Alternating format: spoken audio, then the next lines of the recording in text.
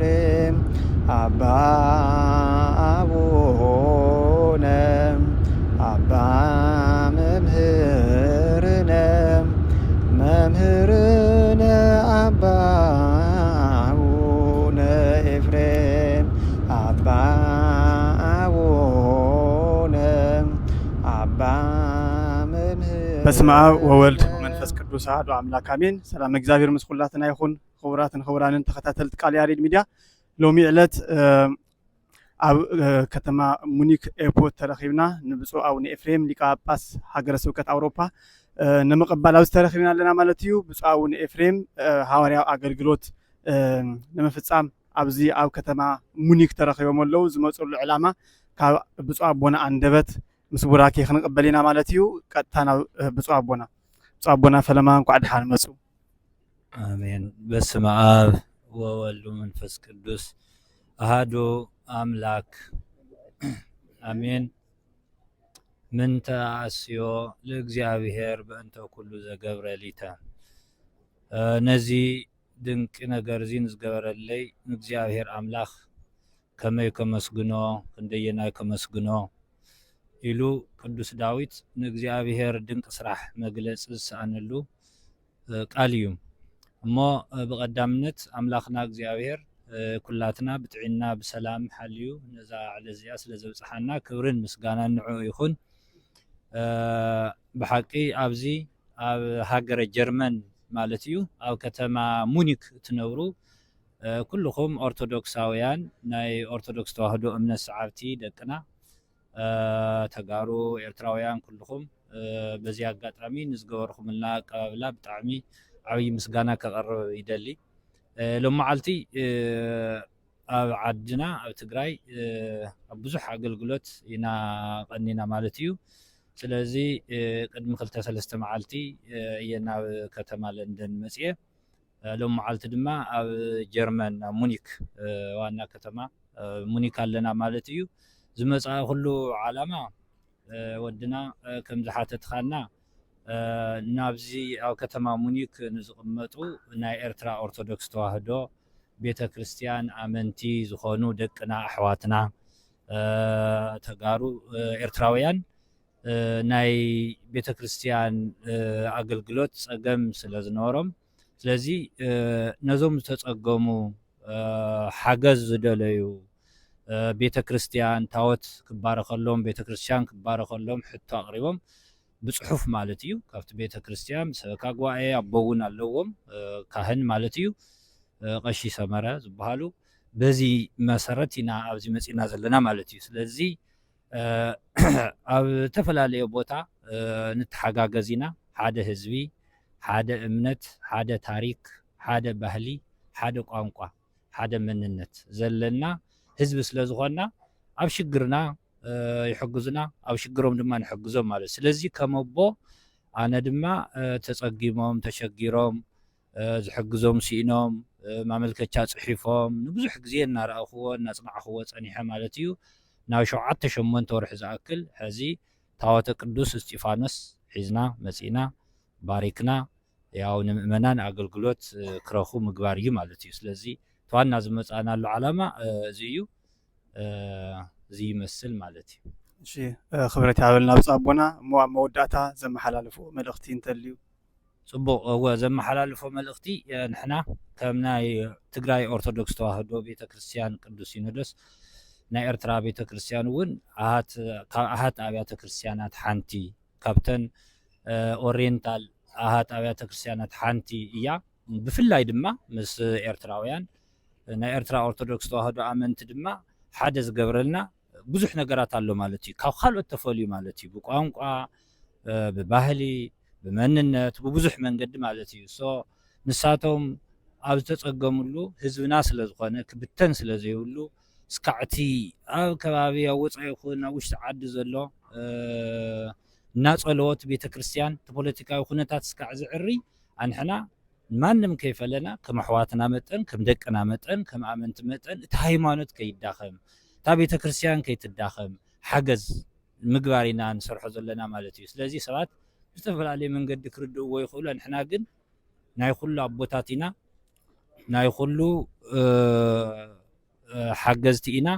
ስለዚ ኩሎም ምእመናን በዚ መንገዲ እዚ ከም ዝርእይዎ እየ ዝርዳእ ማለት እዩ ብፍላይ ድማ ኤርትራውያን ደቅና ድማ መላእ ዓለም ዘሎ ሓዱሽ ነገር ኣይኮነን ክህነት እናሃብና ዲቁና እናሃብና ንሳቶም እውን ኣንሕና ቦታት ኣብ ዝተፀገምናሉ ኣብ ዘይነበረሉ ድማ ናይ ኤርትራ ኦርቶዶክስ ተዋህዶ ቤተክርስትያን ብፁዓን ኣቦታት ድማ ዲቁና እናሃው ክህነት እናሃው ታወት እናባረኹ እዮም ነይሮም ማለት እዩ ስለዚ እዚ እዩ ትምትሕግጋዝና ኣንሕና ሓደ ህዝቢ ስለ ዝኾንና በዚ ግዝያዊ ዘሎ ነፋስ ናይ ፖለቲካ ቅልውላው ከይተፀሎና ሃይማኖትና ኣጠንኪርና ባህልና ኣጠንኪርና መንነትና ኣጠንኪርና ብምንም ዘይንፈላለ ስለ ዝኾንና እግዚአብሔር እውን ከም ዘይንፈላለ ገይሩ ስለ ዝፈጠረና ብቦታ ይኹን ብባህሊ ብመንነት ማለት እዩ ብሃይማኖት እውን ማለት እዩ እዚ እግዚአብሔር ንዝፈጠረና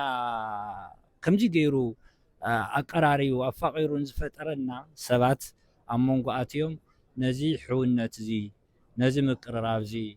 ነዚ ቅዱስ ዓላማ እዚ ዝቐንኡ ሰባት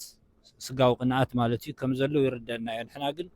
ኣነ ከም ኣቦ መጠን ደቀይ ስለ ዝኾነ ሓላፍነት ስለ ዘለኒ ሓላፍነተይ ድማ ንሓደ ከባቢ ጥራሕ ዘይኮነስ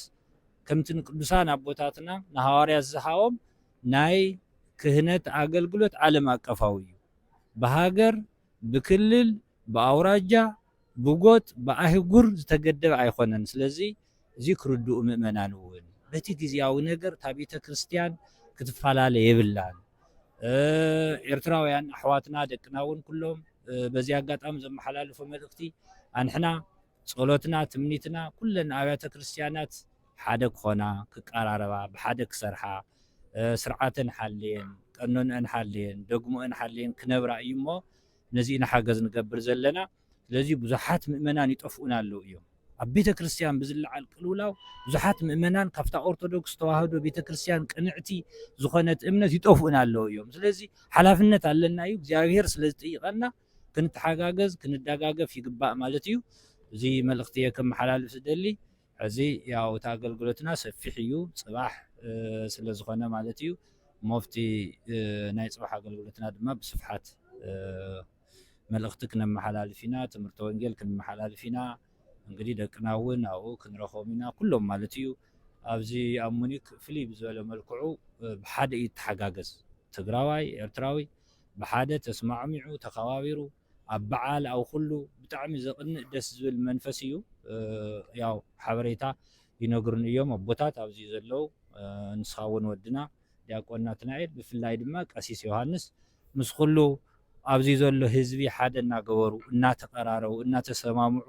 ሰርሑ ኣቦ እዮም ኣንሕና ድማ ከም ኣቦታት እዚ እዩ ዘድልየና ዝፈላሊ እማ ሰይጣን ኣሎ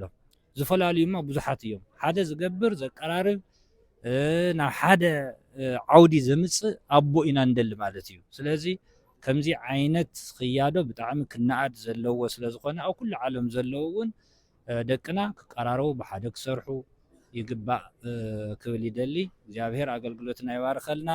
ሰናይ ናይ ሆሳዕና በዓል ይግበረልና ኣብዚ ድማ መፂኹም ብሓቂ ደኺምኩም ደቅና ኩልኩም ዝተቀበልኩምና እግዚአብሔር ዓስበ ቅዱሳን ጻማ ቅዱሳን ዝተቀበለ ኣምላኽና እግዚአብሔር ይቀበለልኩም ኣቡነ ዘበሰማያት እንበል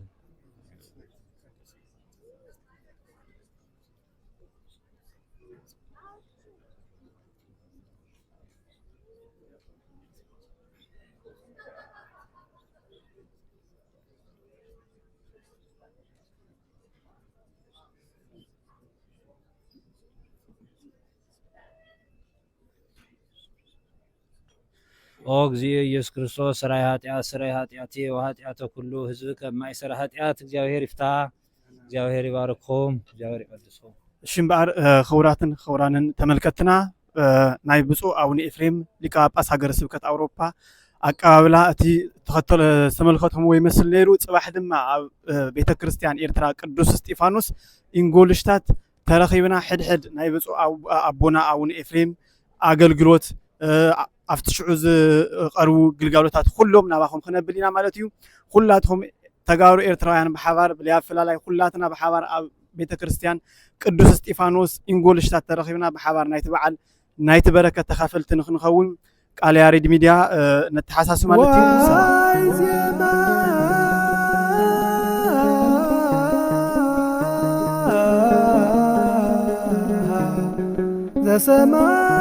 ዘሰማይኩ በሰማይ እመላእክት ቅዱሳን እንዘ ይብሉ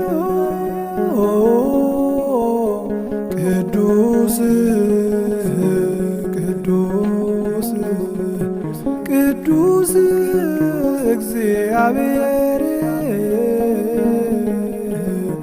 መላ ሰማያተ ወምድረ ቅድሳት